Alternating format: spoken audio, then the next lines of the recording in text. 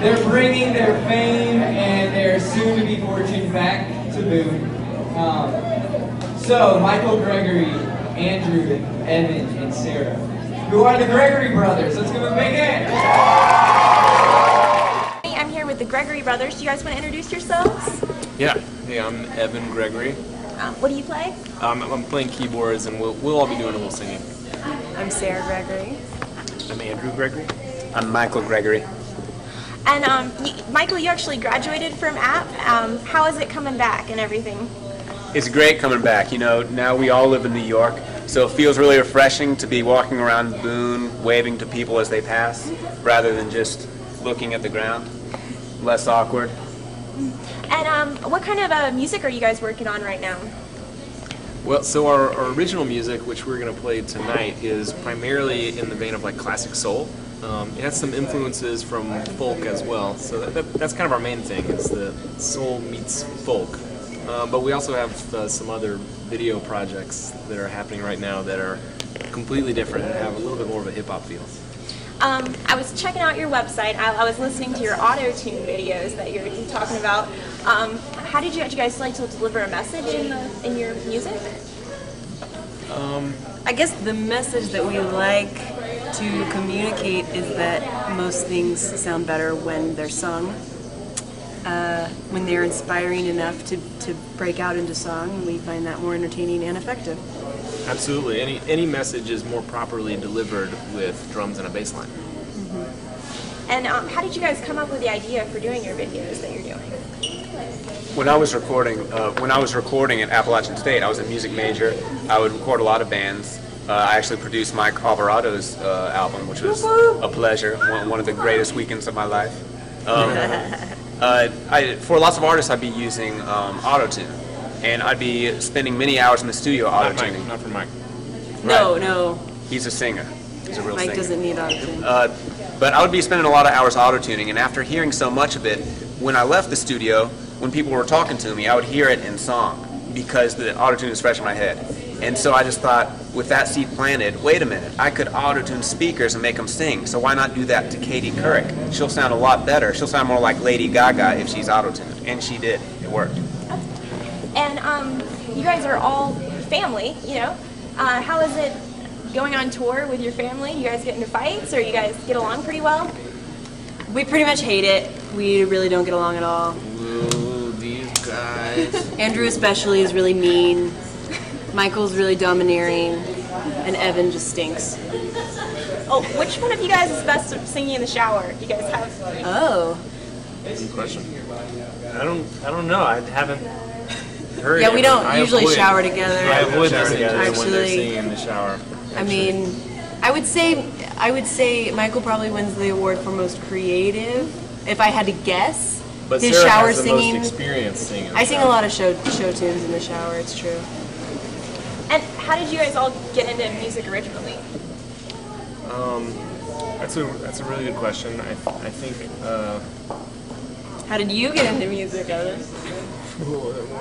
Why should make fun of me?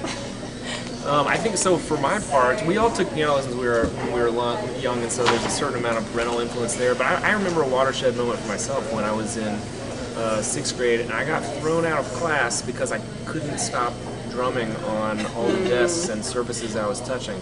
And so, after actually being punished for that, I was like, okay, maybe this is something I should pursue in a more positive atmosphere. So I joined the band, I became a drummer, and then ended up studying music, and it turned into like a full-time pursuit for me. I have a similar story. My dad is a singer, and so I kind of picked it up from him, and my parents would get mad at me at night because they would put me to bed, and then I would just stay awake singing for like hours, and they didn't like that. So yeah, that was always in my blood. Well, I mean, I started young on the piano and whatnot, but when I was in college, I had quit playing the piano, I'd quit taking voice lessons, and I just picked up the guitar and taught myself to play it, because not playing the piano and not taking voice lessons anymore, I could just tell there was something missing, so I picked up the guitar and just taught myself to play. And how about you?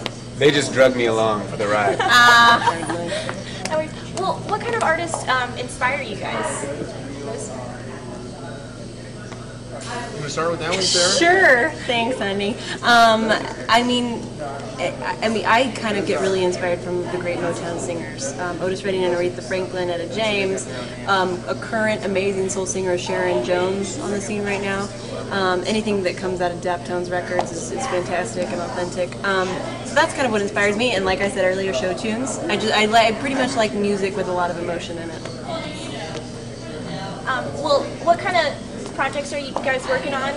You got any new music coming out? CDs? We did put out a record just a couple of months ago. So that's our kind of EP called Meet the Gregory Brothers, and it has some of our kind of biggest hits featured there. But we have a ton of other projects in the works. Andrew just finished studio work on what is going to be an amazing new album. It's a whole album based on the Song of Songs, the book of love poems from the Old Testament, and it'll probably be out in the next year or so. But I'm just sort of taking my time putting it together with a big band. Well, thanks for coming out. One last question I just want to ask you guys: how's it different playing at a college campus versus other venues? It's better. It's better. Way better. It is definitely true. People are ready for a good time. The audience is better looking. They're more excited. Especially here in Boone. We find that to be true. And We've done extensive research. One particular thing in Boone, since we've played here, a couple times before, is that I think it has something to do with the elevation. Actually, is that it's affected the endurance of the crowd, and they're able to physically engage in the show better than people who are at sea level. Their lungs and heart are actually stronger. Right, in New York, we might play to a packed room, but everybody will be standing like this during the show. But then we come down here and people are just like... The sea level crowds just fall asleep halfway through the show. It's true, they can't hack it. I don't know if your microphone picked up exactly what Michael's pelvis was doing at that part, but that's a key component of the audience participation that we hope to True. capture. All the hiking in the hills of Boone really, help your hip flexors, your quads, which are really imperative to a good audience experience. We love the college crowds. Yeah. Well, is there anything else you guys would like to say before we? Believe in your dreams, avoid your nightmares. Well said. Well said. Wow, how true. Well, thank you very much for everything. Thanks. I don't know if I can shake all your hands at the same time. Be We hard, gotta too work hard. on that. And good luck. You guys sounded great when you guys were up there. So good luck with Thanks. everything. Thanks very much.